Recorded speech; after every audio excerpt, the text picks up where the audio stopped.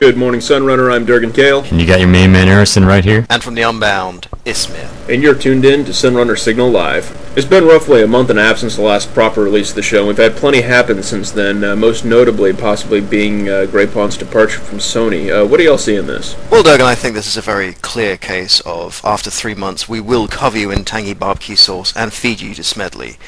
We've had several notable members of the customer relations team get sacrificed to the Smedley monster, and I think really we need to start building dark Cthulhu-like temples to his honor. I've seen this time and time again. Every good person they hire seems to just disappear into nowhere.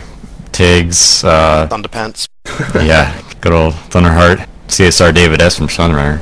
Well, anyhow, one of our current projects right now is to get in touch with GreyPawn, wherever he may be, and try and get kind of a unofficial interview with him regarding his time at Sony, what happened there, what changed, and why he eventually ended up leaving. We'll see how that goes. And then cover him in mesquite. In further news, the Sunrunner community was honoured by another Showcase award. Mistress Z's House of Poetry received the latest in a string of awards that have been handed down to the extremely talented decorators and event hosters of our fine galaxy. I've yet to see the place myself, but I have seen pictures, and it looks very, very pretty. Well, one thing Sunrunner's been silently itching for is a stronger pilot community. Although we do have a handful of very talented endgame pilots, we really don't have the system of support that servers such as Starsider seem to exhibit.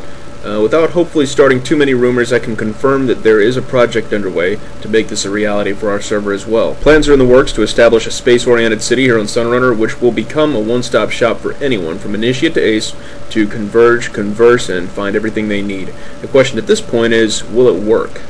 To be honest, I think one of the biggest problems Sunrunner pilots have is that we have such strong PvP and RP communities on the ground. We have such a strong presence there, it's very difficult to get people off the ground and up into the space. We have some extremely talented pilots. We have the coldest of the cold. I think the various events we've had have really shown that. I think there's a lot of potential for a big support network and really getting people to converge for more than just the big events.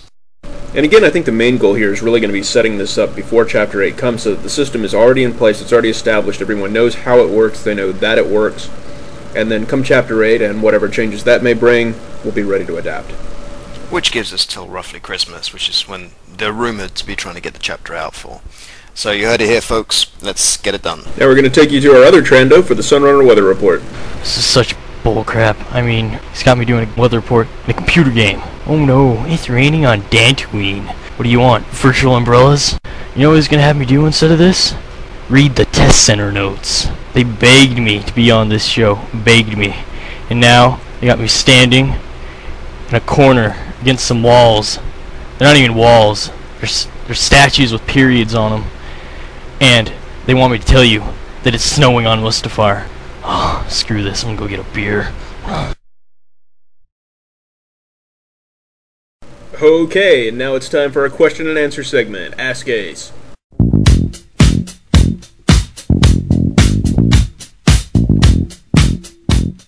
Okay, so our first question is, what is that fine print under Ask Ace in the logo? That one got here fast. I think that's my name. 320 by 240 for the win. We have to get that one fixed. Alright, our next question's coming in. What kind of attachments should I get for PvP?